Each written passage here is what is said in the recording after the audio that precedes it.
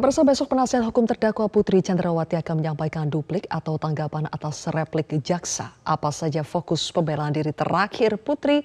Sudah bergabung penasihat hukum Putri Chandrawati, Febri Diansyah. Selamat sore, Mas Febri. Selamat sore, Zilvia. Mas Febri, setelah jaksa menyebut cerita pemerkosaan Putri penuh hayalan, siasat jahat, apa jawaban yang Anda siapkan untuk merespons jaksa besok? Ya, kami sudah baca sekitar 28 halaman ya, replik yang dibuat oleh jaksa. Jadi kalau kita simak, sebenarnya yang muncul itu banyak klaim, tudingan, dan kata-kata yang emosional.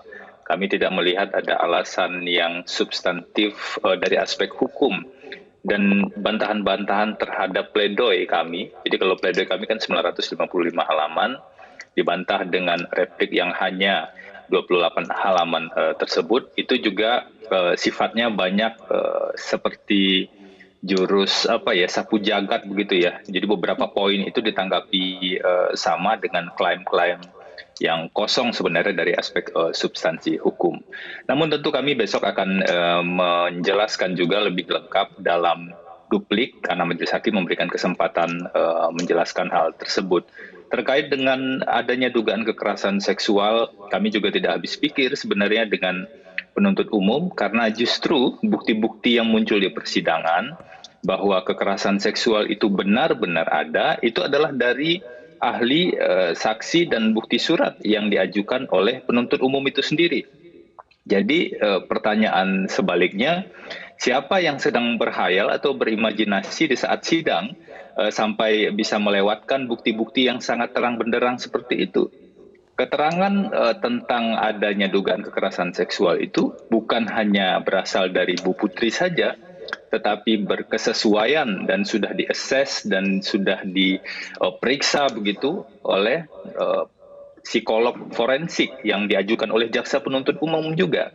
Apa yang disampaikan oleh ahli pada saat di persidangan, keterangan Bu Putri tentang adanya kekerasan seksual tersebut layak dipercaya. Dari 7 indikator kredibilitas keterangan seseorang, menurut ahlinya ada 12 orang ya, yang menyampaikan keterangan pada saat itu perwakilannya 1 orang, ketua tim. 7 dari indikator tersebut terpenuhi.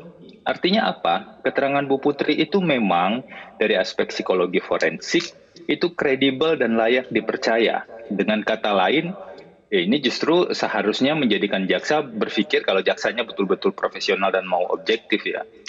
Menjadikan jaksa berpikir bahwa benar ada dugaan kekerasan seksual di Magelang. Dan Bu Putri selanjutnya sebagai seorang istri, dia menjalankan kewajiban moralnya, menyampaikan pada suami. Pada siapa lagi seorang istri menyampaikan kejadian seperti itu kalau tidak pada suaminya?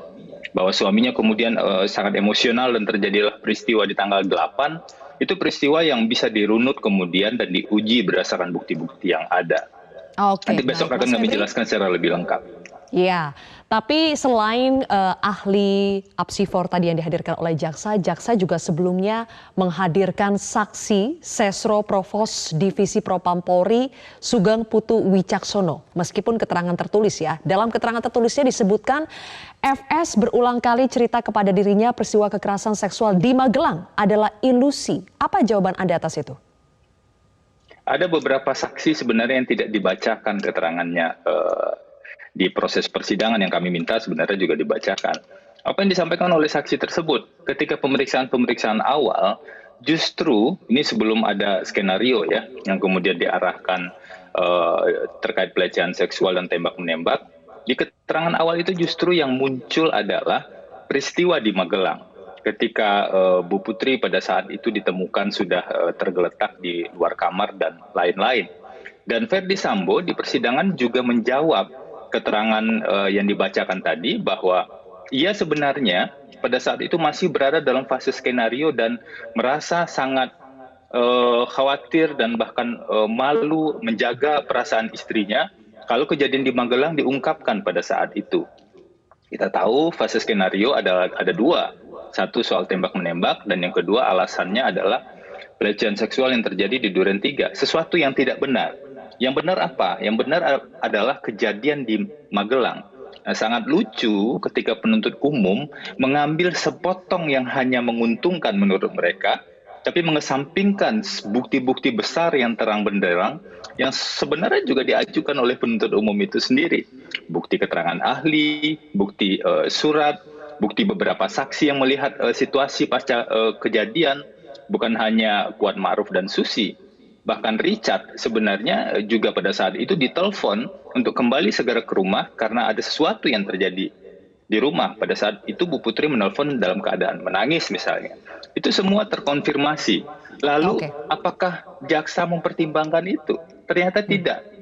Jaksa seperti tidak mempertimbangkan itu karena dugaan kami memang jaksa khawatir kalau itu dipertimbangkan dan bukti itu diterima, maka Bu Putri harus bebas. Nah, tapi kan kita tidak bicara soal untung rugi dalam proses ini. Kita bicara tentang bagaimana mengungkap kebenaran material. Pelakunya diproses, oke. Dihukum seadil-adilnya, oke. Tapi orang yang tidak melakukan, orang yang jadi korban kekerasan seksual, apakah dia juga harus dihukum sama?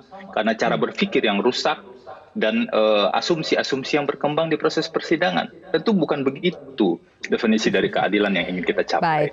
Mas Febri, kalau Anda menyebut ada cara pikir yang rusak ya dari replik yang disusun oleh jaksa, sebaliknya jaksa menyebut penasihat hukum Putri, Anda dan kawan-kawan tidak profesional, hanya mampu bermain retorika. Kita simak dulu cuplikannya berikut ini.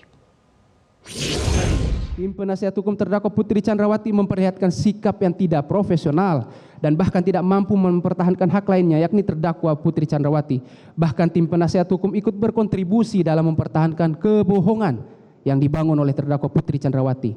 Sudah jelas dan nyata serta sudah tidak dapat terbantahkan lagi sebuah fakta hukum bahwa terdakwa Putri Chandrawati turut serta melakukan persiapan perencanaan sejak di rumah Magelang, rumah Saguling 3 nomor 29, hingga pelaksanaan eksekusi di rumah Duren 3 nomor 46. Keterangan tersebut merupakan keterangan yang diperoleh dari saksi Riki Rizal Wibowo, saksi Kuat Ma'ruf, dan saksi Richard Eliezer Pudiang Lumiu yang membuat terang peristiwa pembunuhan berencana terhadap korban Nofriansah Yosua Huta Barat.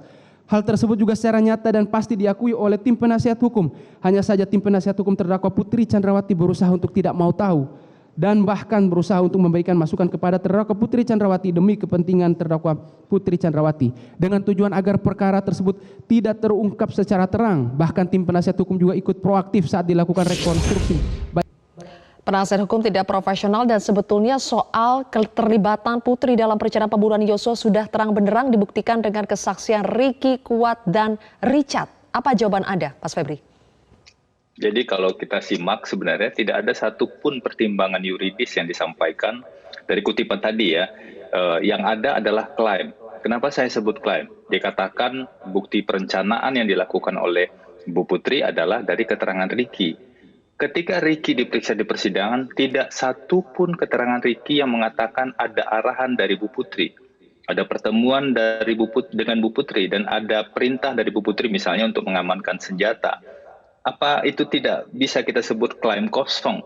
Padahal sebenarnya bukti-buktinya bukan seperti itu. Satu-satunya saksi yang digunakan jaksa adalah Richard Eliezer, saksi tunggal yang berdiri sendiri dan kemudian keterangannya tidak terkait dengan yang lain. Kalau bicara soal kewajiban kita semua untuk patuh pada hukum acara, patuh pada doktrin-doktrin yang ada, itu adalah pelanggaran serius dari prinsip satu saksi bukanlah saksi.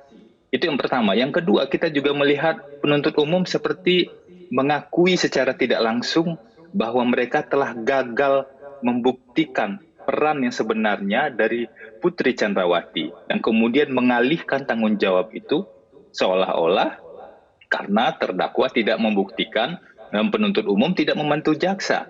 Apakah ini yang disebut dengan pencarian kebenaran material? Tentu saja tidak. Jaksa penuntut umumlah yang punya kewajiban untuk membuktikan. Kalau tidak terbukti berarti jaksanya, penuntut umumnya gagal dalam membuktikan hal tersebut. Posisi kami menurut Undang-Undang Advokat adalah memastikan kontribusi terhadap kebenaran material dari sisi meja penasihat hukum dan memastikan hak-hak terdakwa itu dipenuhi dalam rangkaian proses hukum ini. Itulah yang kami lakukan secara profesional. Jadi kami ketika mendengar dan membaca itu memang agak tersenyum juga melihat penuntut umum seperti gagap untuk membuktikan peran-peran dari terdakwa karena beberapa dakwaan justru runtuh dalam proses persidangan tersebut.